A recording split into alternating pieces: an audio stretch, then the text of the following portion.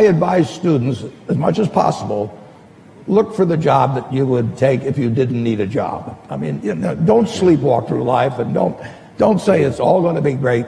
I'll do this and I'll do that, and I'm just marking time till I get to be older. That, as I've told people, that's like saving up sex for your old age. I mean, it just is not it is not a good idea. Yeah.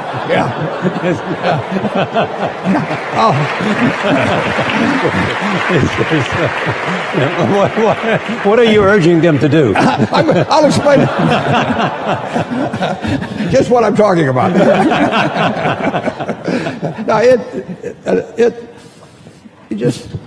you really want to be doing what you love doing, and you can't necessarily find it on your first job. Right. But don't give up before you find it. If there was one concept that I would suggest to people to take a daily confrontation with, is fear.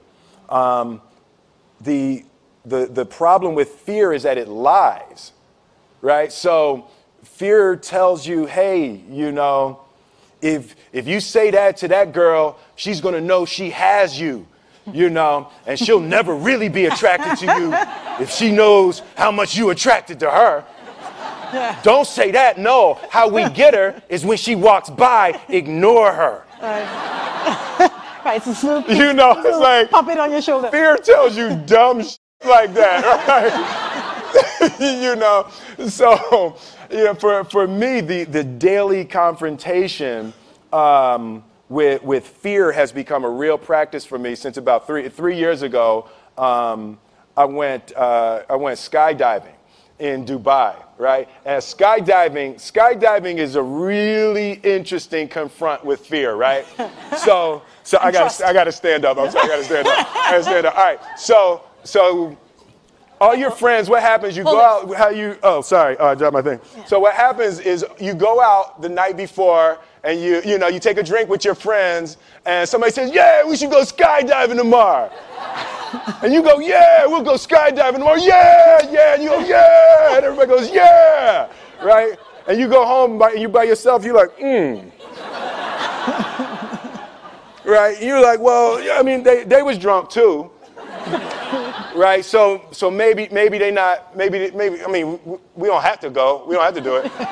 So then that night you're laying in your bed and you just keep, and you're terrified. You keep imagining over and over again jumping out of an airplane, and you can't figure out why you would do that, right? And you're laying there and you have the worst night's sleep of your life, but you still have the hope that your friends were drunk, right?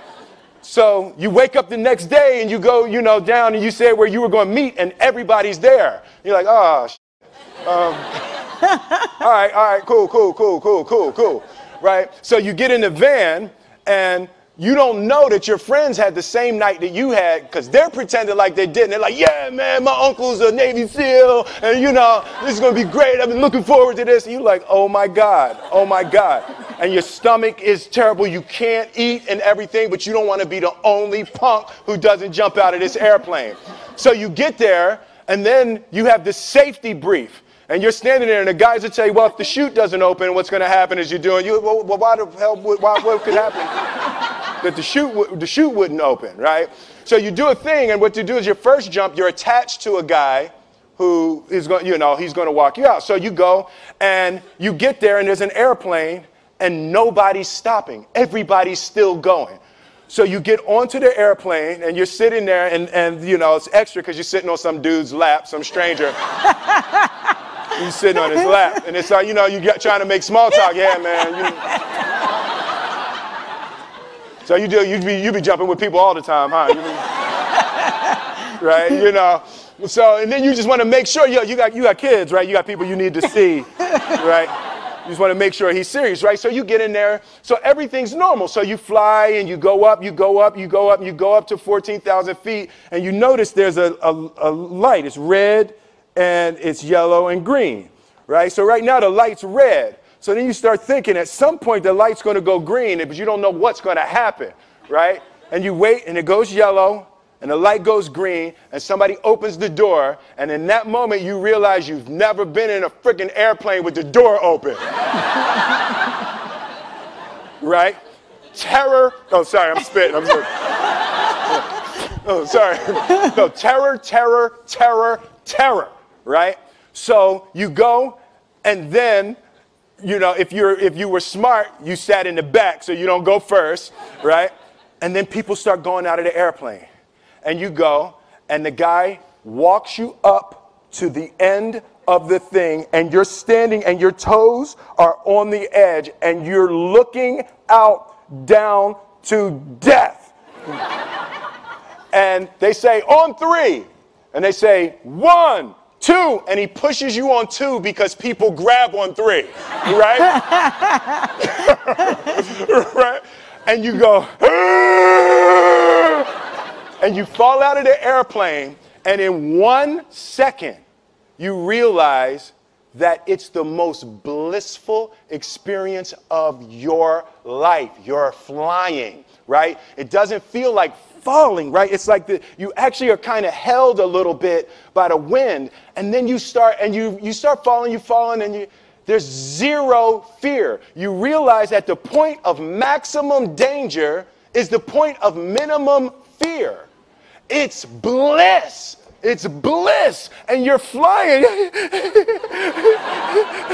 right? And you're doing that, and then 20 seconds, 25 seconds, 40 seconds, and you have enough time to just kind of be like, oh, that's that building, I saw like that one. Oh, you can see the ocean, right? You start doing all of that, and the lesson for me was, why were you scared in your bed the night before?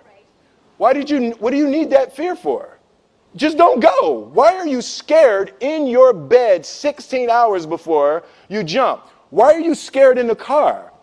Why could you not enjoy breakfast? What did you need that? The fear is fear of what? You're nowhere even near the airplane. Everything up to the stepping out, there's actually no reason to be scared. It only just ruins your day. You don't have to jump.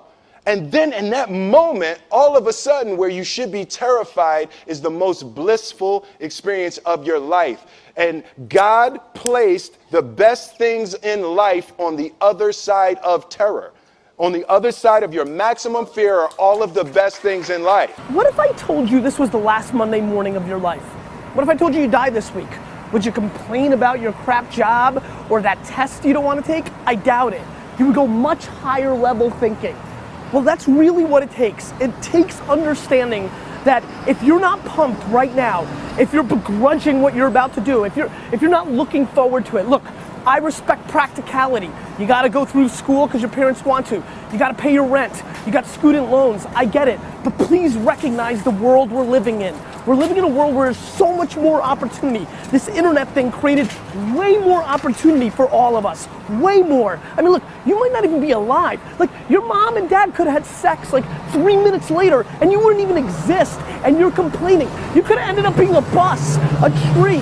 I just don't get the mentality of being head down sad on a Monday morning. I'm gonna make Monday morning my bitch. I'm gonna make you Saturday Monday morning. That's what I wanna do every morning, and that's what I want from you. Please, take a step back and think about how awesome it actually is. And then recognize that you can attack the world in a totally different way because you were lucky enough to be born during this. Imagine we're standing in a big empty room, right? And we're standing in one corner, and I give you a simple instruction. I want you to go to that corner in a straight line, right? Off you go, no big deal, right? Without telling you, I slip a chair in front of you. What do? You go around the chair. Now you just disobeyed what I told you to do. I told you to go to that corner straight line. But this is the amazing things about human beings, which is when we're given a clear destination, we use our own creativity and our own sense of innovation and our own problem-solving abilities to overcome obstacles to get to the destination. In other words, the destination is more important than the route, right? We are flexible about the route. We are obsessed with the destination. Reset. We're standing in the corner together, and I give you a simple instruction. Go somewhere in this room in a straight line. And you say to me, well, where do you want me to go? I'm like, I don't know. You're smart. Figure it out. Go in a straight line. And so you pick a point, and you start walking. And without telling you, I put a chair in front of you. And what do? You come to a grinding halt. And I say, what did you stop for? You go, well, you put a chair in front of me. Or you'll make a sudden turn and go in another direction, right? And this is the problem. It's the same obstacle. The difference is when you have a clear destination, the obstacles become easy to overcome. When you don't have a clear destination, you keep coming to a grinding halt. And what we do in our companies is we're counting the steps we're taking along the route, but we're never looking at the destination, right? So a company says, made $1 million this year, we were only planning on making 800,000. Like we took 10 steps, we're only planning on taking 8. Where are you going? No clue, right? We count the steps. And so the point is that people want to feel that the effort that they're exerting actually are moving somewhere. And so successful measurement, successful recognition is not just for the steps you take. It's not just for the effort. It's that the effort you exerted moved us closer to where we're trying to get to. And that get to should be some crazy ideal. My ideal is to live in a world in which the vast majority of people wake up every single morning, inspired to go to work and fulfilled by the work that they do. And the couple of measurements that I use are if the book is selling, and by the way, people ask me, how many have you sold? I have no clue. I've never asked the publisher because I don't care. I really don't care how many I've sold. What I care about is the Amazon rankings and that those are going steady or up and not plummeting, because that means other people, right? Because I don't have a publicist, I don't have a marketing strategy on purpose. I didn't hire one of those companies to sell the book for me. And the reason is because I'm not interested in book sales. I'm interested in the spreading of an idea. And so I just use that as a metric to help me understand, am I sort of marching in the, because the more I preach, is it resonating? And so you have a couple of these imperfect measurements that help you understand, are you going along the way? So it's not just great effort, look what you achieved, because that's what we're doing now. Right? Our goal is to increase top-line revenues by $50 million. For what reason? Right?